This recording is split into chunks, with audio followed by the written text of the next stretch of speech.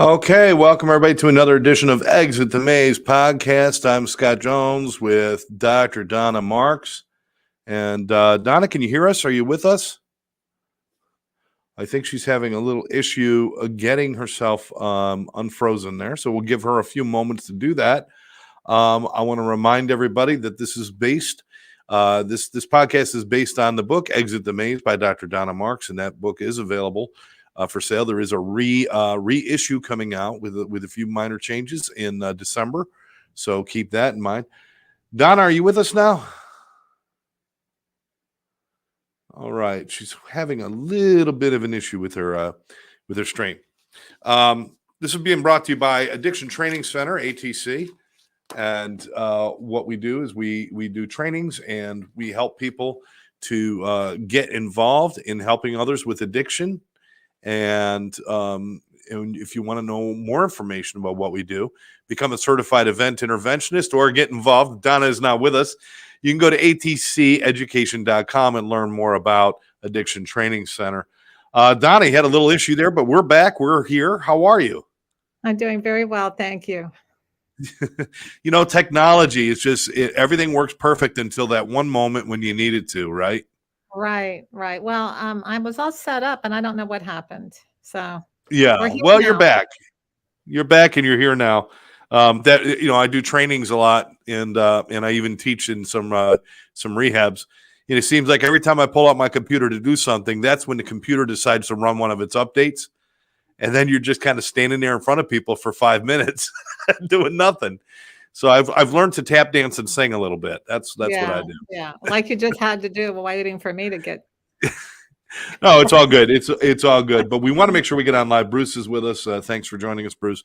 So Donna, I mean, we have been talking, and we try to focus this show around not just addiction, but addiction recovery. And there's a lot of good. There's a lot of not so good kind of treatment out there. Why do you think people are so hesitant to try new things when it comes to addiction recovery? Well, I think that even, getting off of addiction is difficult for a lot of people. So trying new things is even more difficult because once we're used to that immediate gratification, the quick fix, I'm hearing a strong echo. Okay, well, it's not coming through on this end. Okay, I'll ignore it then. Okay.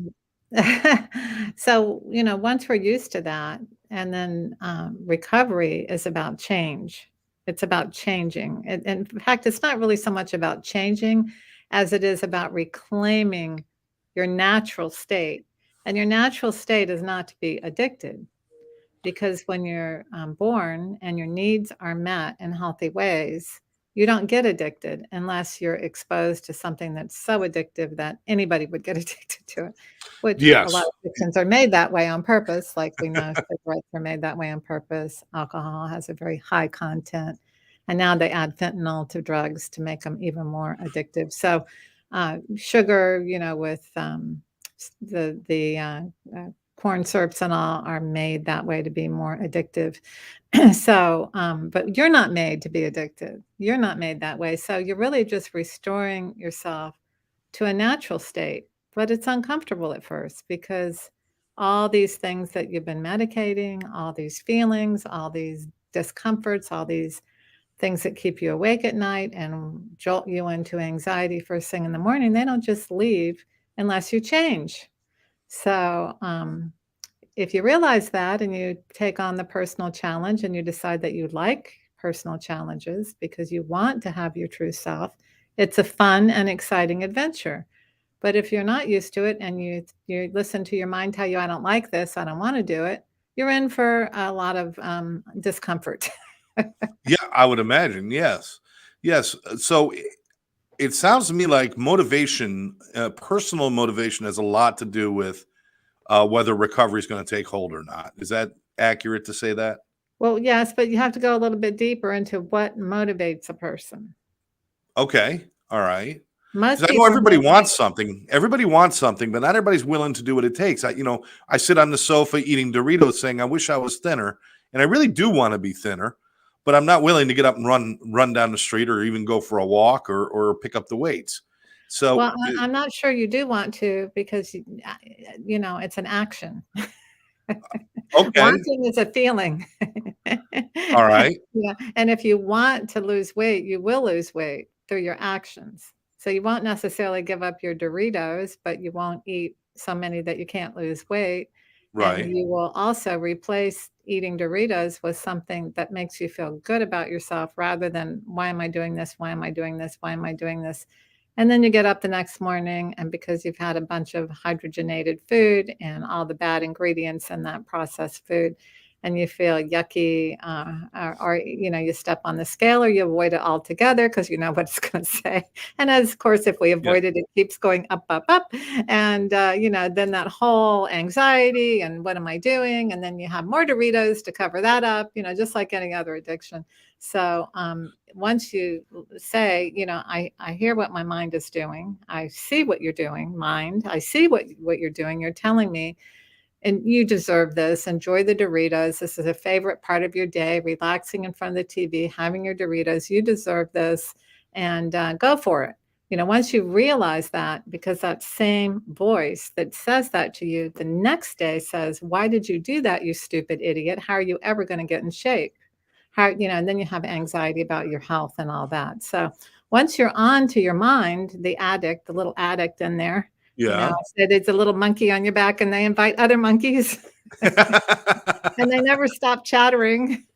Yeah. Once you're onto that, you go, whoa, wait a minute. What else could I do here? Maybe I'll have, 10 Doritos, or no Doritos, or maybe I'll have another healthy snack there for me to enjoy with TV. Maybe I'll even learn how to make something that really takes my mind off the Doritos, that I enjoy, that's healthy. Or maybe I will, go for the walk, or go to the gym, or lift the weights, one weight pull for every Dorito kind of thing. There's all Yeah. kinds of ways to entertain yourself and get you out of that mindset of, I deserve this self destruction. Yeah. Well, and I brought it up that way to give it more of a common ground, because not everybody can understand heroin use, or even obsessive alcohol use or anything. They might not understand that, but most people can understand, like, summertime's coming. I really want to lose weight, but you find yourself more often than not sitting there eating ice cream, It's or too hot whatever. to lose weight in the summer. I need ice cream. Yeah, but I guess what I'm saying is, the way you're talking about it's I'm trying to figure out a way to put this into terms that make sense, because there's a lot of people that will sit there, especially with addiction and alcohol, and you know this as well as I do, Donna. They say, and they like to create this victimization. I don't have control over this, and I want to stop, but it won't let me. It's got me. It's almost a victimization. We're saying, I really want to, but I can't. How do you bridge that gap from wanting something to becoming willing to actually do something and believing you can do something? That's a really hard thing to do, especially when everybody out there is telling you, oh, you got a disease and you don't have any control. Well, it's not hard to do. The Okay. hard Maybe part I'm is like doing overcomplicating it. it, The right? hard part is doing it. Okay. The hard part is saying, I'm doing it now.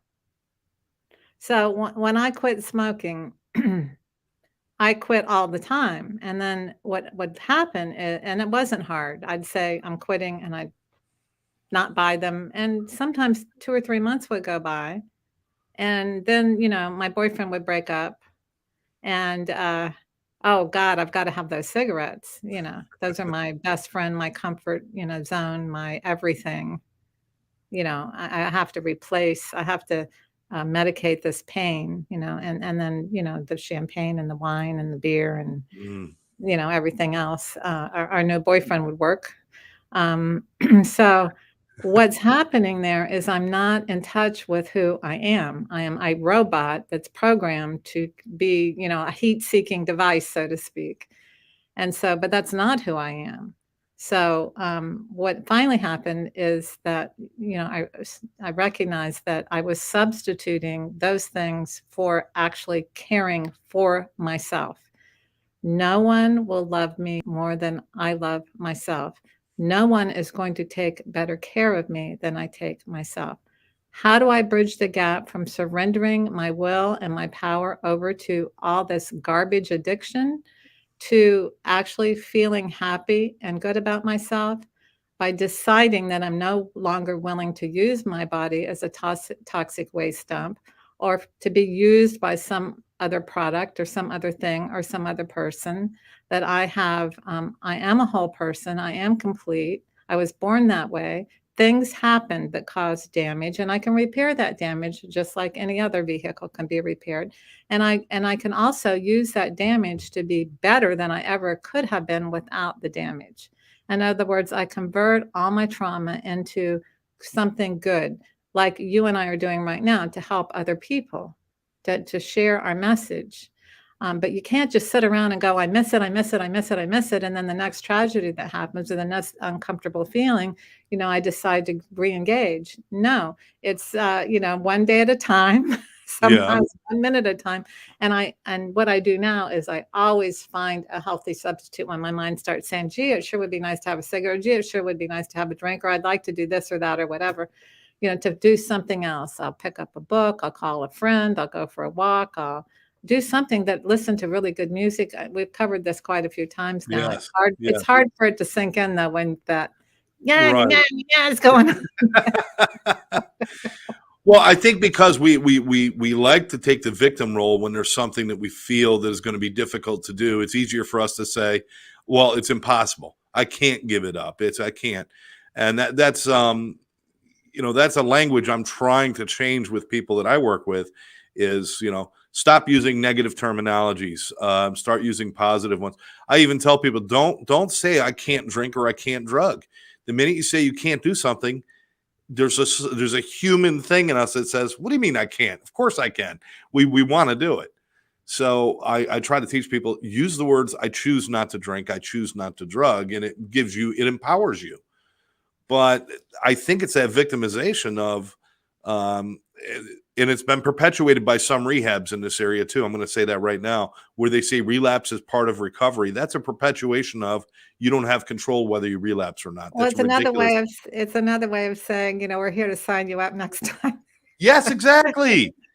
Exactly. Your third stay here is free. I mean, come on. Why are we doing that? We should be looking for Right. success the first time around. And the only way Absolutely. you can do that is you have to empower people.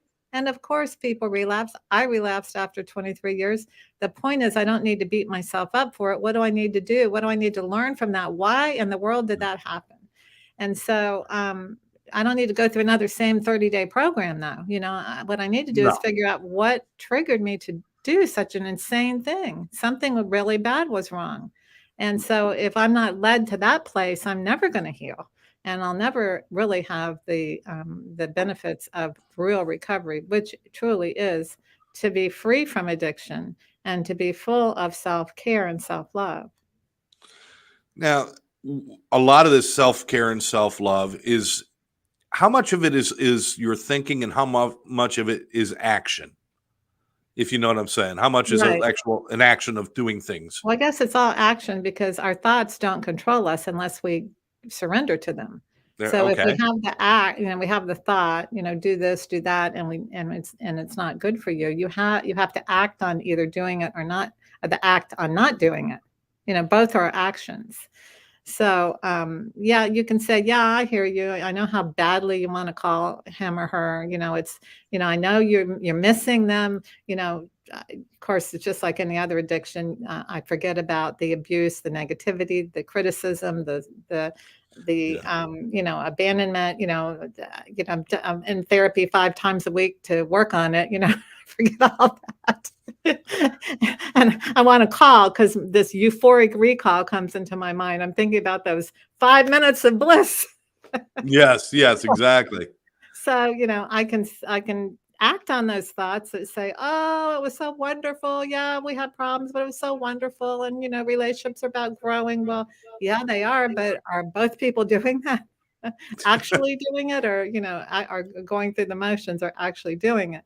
So the same with any addiction, we can listen to that, or we can just go, well, no, that's really interesting. I'm watching a movie and someone's playing Russian roulette, and their mind's saying, actually, Ernest Hemingway wrote a really good narration of a mind that was going to kill itself. He ultimately did kill himself, as we know, but Yeah. shot himself. But he was alcoholic, so he had learned to surrender to that part of his mind rather than observe it. But in one of his chapters in one of his books, there's a conversation about, go ahead and do it. Go ahead and kill yourself. And then the other part that says, why would you want to do that? And, why not? And this whole thing that goes back and forth. So it's not hard. You just have to get onto it. You get onto it just like you get onto anybody that's manipulating you or using you or abusing you. You're not a victim. You may be a victim by your own doing because you're Right. listening to the wrong advice.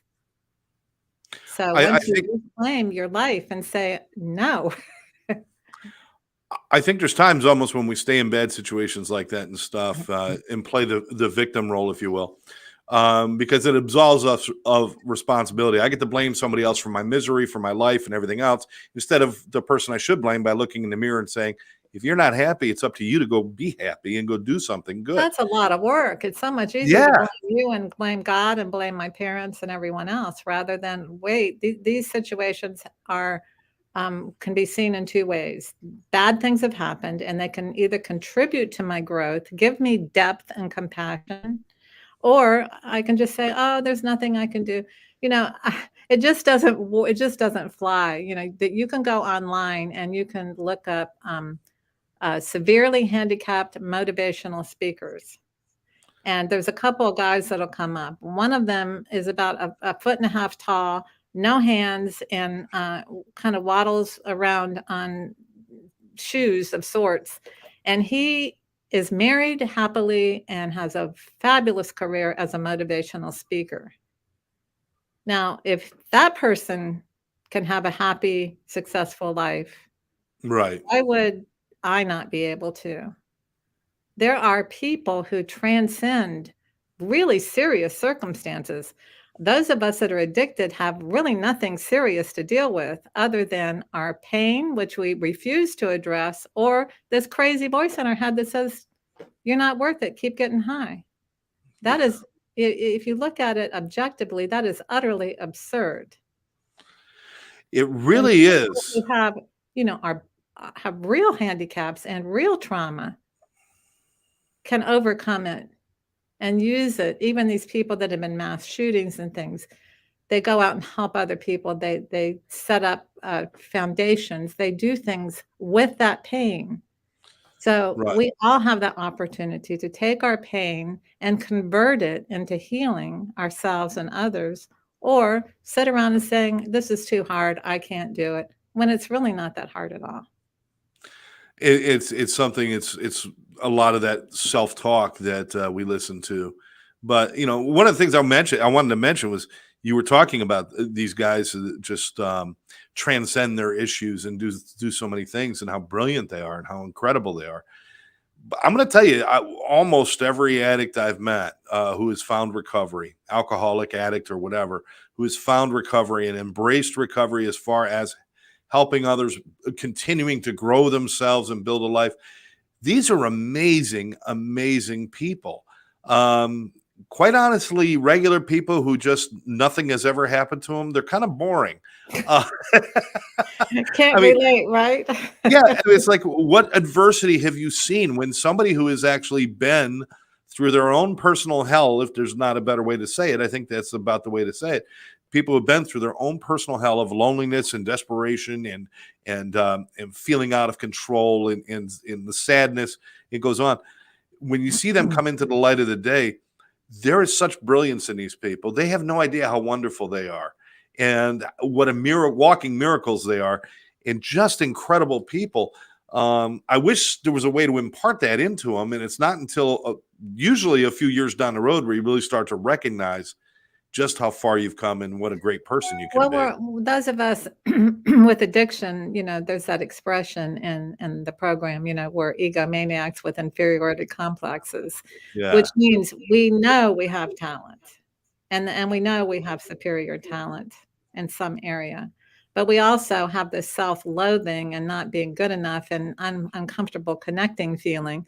So it's, the double-edged sword. But again, If you just focus on what you do have instead of what you don't have will come to you.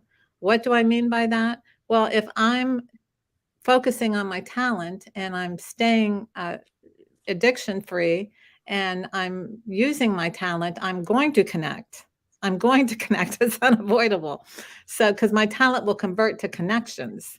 And Right. then I won't have time to be thinking about why isn't this happening and why isn't that happening. I won't be moaning and groaning that the judge isn't deciding in my favor yet, or my kids aren't talking to me yet, or my ex is, saying bad things about me, or when am I going to get the perfect job. I won't have time to be dwelling on all that. It doesn't mean I won't want those things to happen, but I will be feeling, I'm talking about people who are really working it, doing it. I'll be feeling good about myself for what I am doing, and I'll be enjoying those aspects of life. It's you talk about this, wanting other things. I mean, there's nothing wrong with that. Nobody ever anywhere has ever said, settle with what you have and don't aspire to Of anything else. course I mean, not. we're allowed to aspire. Or else why would I keep going to work? I want to do Of better at work. course. I'd like to make more money. I would like to do this. I certainly would like to help more people. I mean, we always aspire. But there also is something where you have to really be able to be comfortable with what you have and recognize what you have right now. And that's kind of like a new thing for people coming out of addiction into recovery. It's like, how am I satisfied with what I have now, but then still look forward to growth? That's kind of a weird thing to learn, isn't it? So I think one of the most profound things I heard in the rooms one time was a person who said, I lost my Mercedes, I lost my house. I have no idea if my kids will ever speak to me again.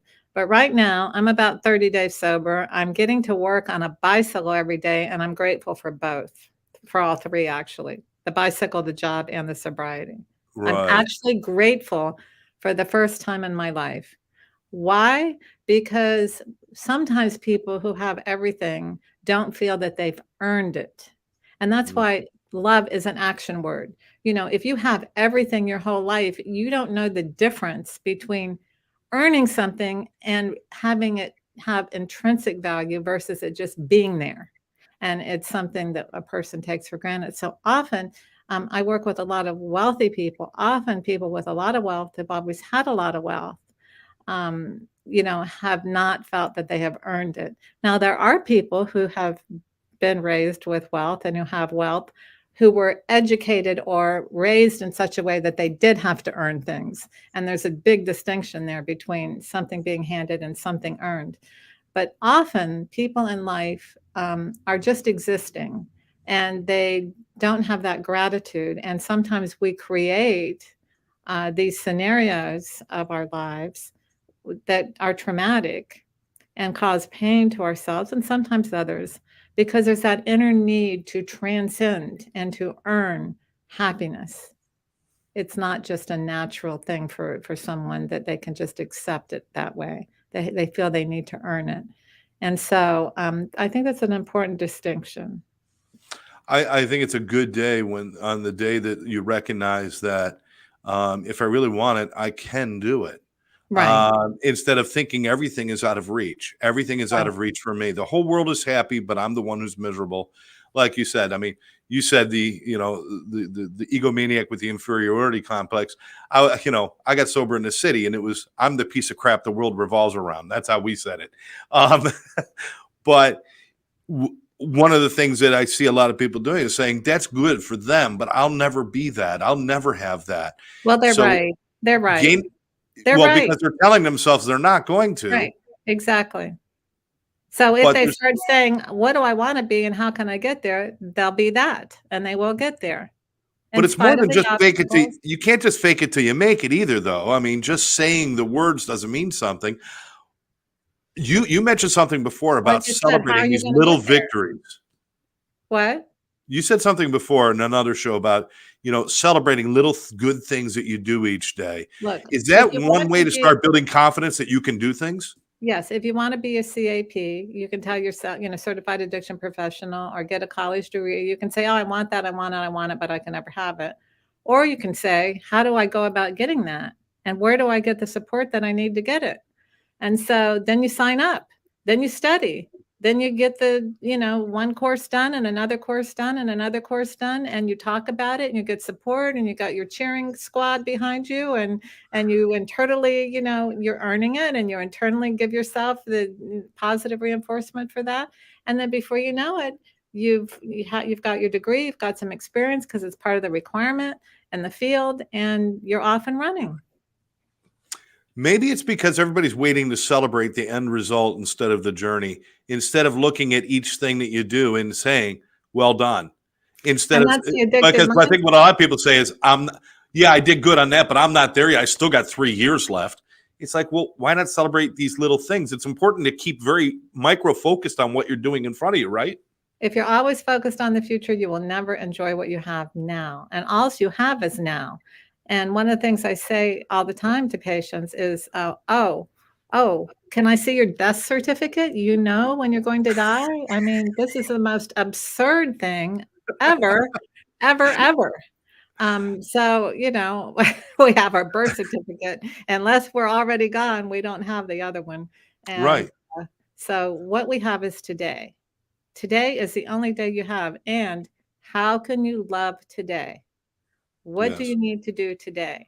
I had to do some writing this morning, and I wasn't really looking forward to it. But once I got into it, I enjoyed it. The only reason I wasn't looking forward to it because it's an edit on a chapter that I'm writing for someone else's book, and I'm very honored that they asked me. But it was a little loosey goosey in the instructions, and so it was a little frustrating. But I got into it, and it all worked, and it's fine. And then I didn't particularly want to go see my mom today because she lives way out west of town in an assisted living. But instead of saying I don't want to do that, I said I'm looking forward to it. And, that was all it took to shift my whole state of mind. And then once I was there, I was very happy to see her. It made me feel good. It made me feel good because it's not about me.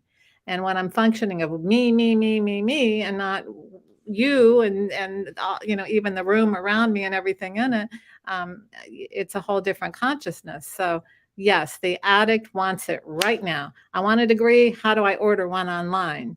But we don't Yeah. feel good from that. We feel good from the act of love, whether it's for ourselves or for others. It's all the same.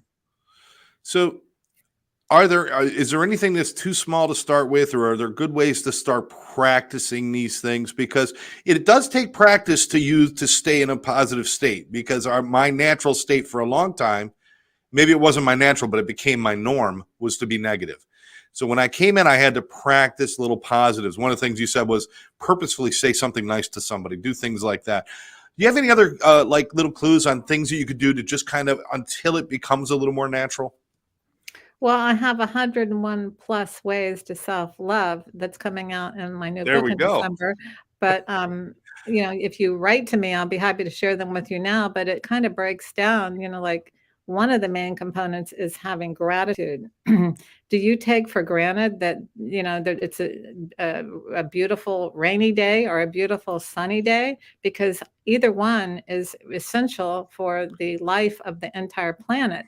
And so, the food that you're eating needs that rain and that sun. Are you grateful for the food that you're eating? Are you Yeah. putting healthy food in your body? Because your body's designed to operate in a certain way. If you're feeling lonely, what is the cure for loneliness? Well, the best cure for loneliness is to be around people, and rather than trying to go into a group of people, what am I going to get from them? How can I make them feel better about themselves? How can I initiate a conversation with someone I don't know? If you're feeling, financial lack, how can you give in a way that makes you feel good about giving financially to somebody or some organization in need? If you're feeling like you need to lose weight, what are you doing about it? And if you are not motivated by yourself, get into a group, dance class, or find a walking buddy. Yeah. Most everybody I see when I'm out walking, they have somebody they're doing with. I'm a loner, so I do it by myself. I listen to my headphones, but that's another way to get yourself motivated. Or have some type of accountability or program, just like recovery. We are accountable to ourselves first, because if we're not right with our higher power, our conscience, or whatever we conceive our higher power to be, then we're not really going to have the quality of sobriety. But we're also accountable to one another to be, honest and truthful and have, the spiritual growth, not perfection, progress. Focus on your progress, not perfection. You'll never have it. Absolutely. You'll never be perfect. Newsflash. The most We, perfect you will ever be is to make progress every day, a little bit of progress in some area.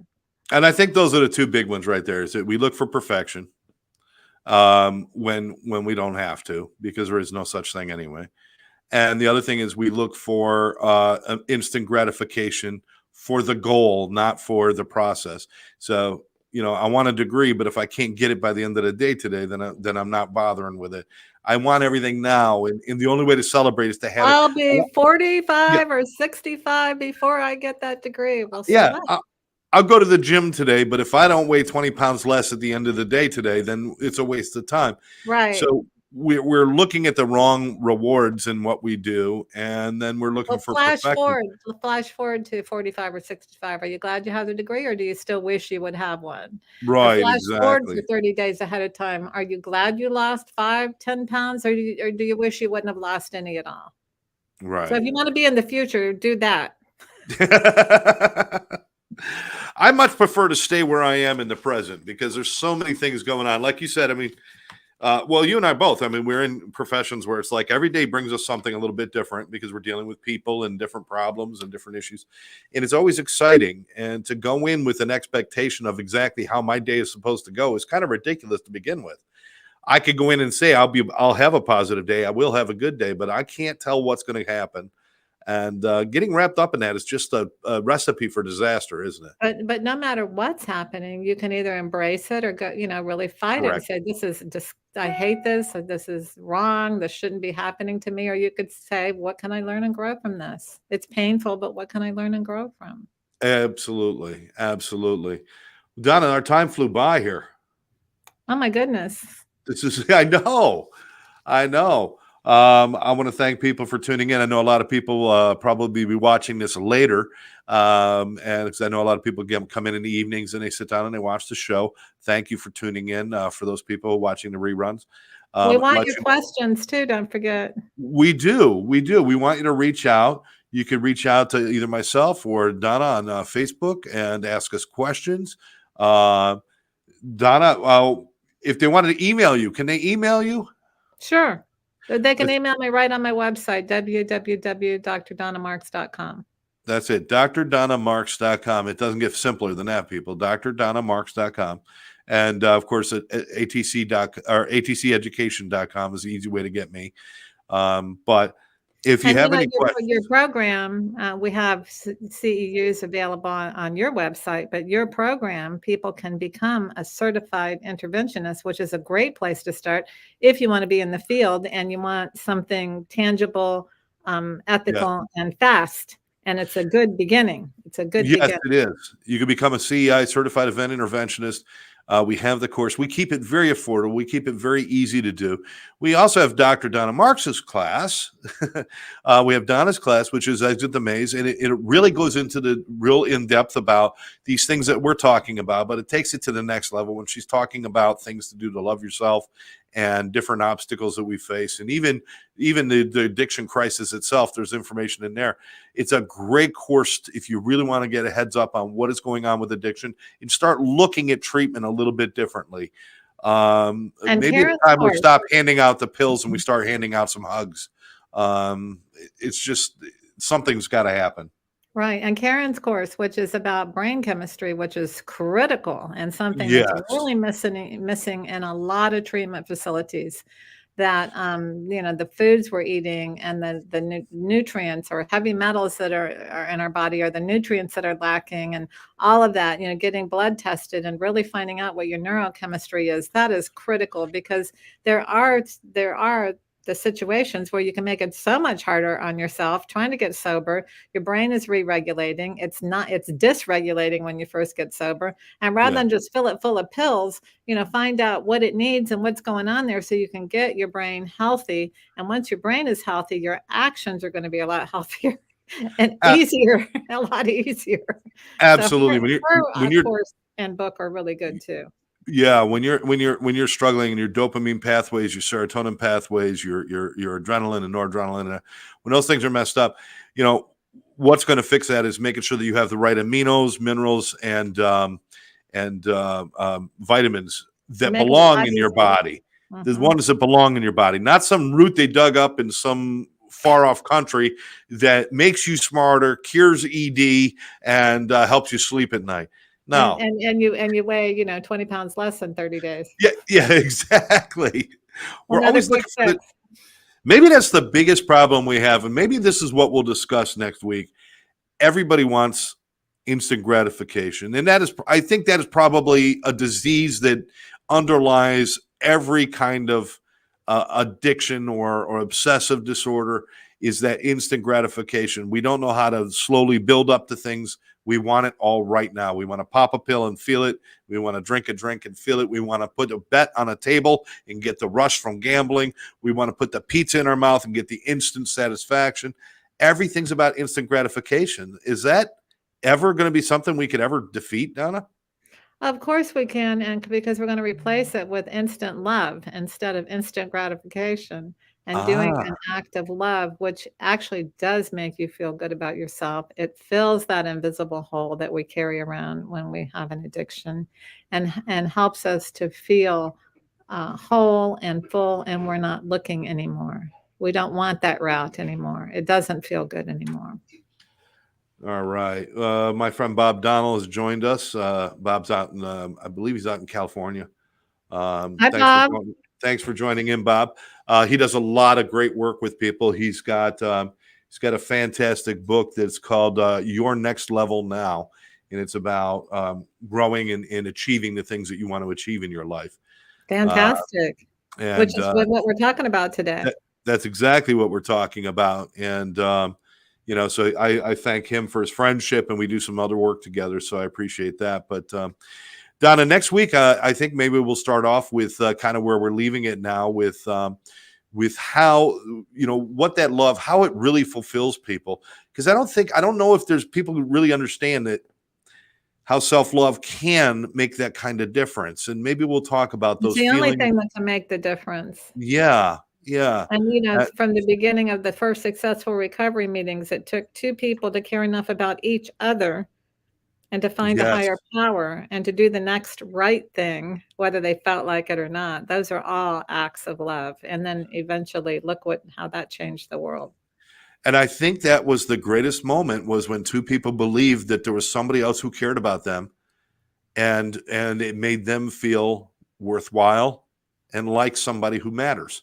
And I think Yes. that was probably the greatest message in the beginning of that. And that's why it works. That's why words like fellowship mean so much, Oh, so important. because it So validates each other. We validate each other. And right. then through that, you learn to validate yourself. Right. And one of the things I tell people, I don't like AA, I'm like, well, I don't think the problem is AA. I think the problem is with yourself. And if anybody does have that problem, try different meetings, because every AE meeting is different. I've walked into ones and I've walked out of them because I Yes. did not like what they do. I did not like what they were saying, and I did not like Right. the people there. Well, there's There's, different levels of recovery for sure. yes, but in the places I like going, they kind of fit with my personality, but it Yeah. doesn't mean it's the right or the wrong way. Right. Donna, I got to say, I was on vacation one time. I went to a meeting and it was entirely in Spanish, and I speak no habla español. I speak no Spanish. And by the time I got in there, got my coffee and sat down, I figured out that the whole meeting was in Spanish. I was in the back of the room. I would have to walk past everybody to leave. So I sat through it.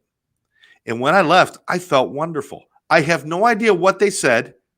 I just felt their compassion for each other, their love for each other, the smiles, the laughter, even a couple of tears.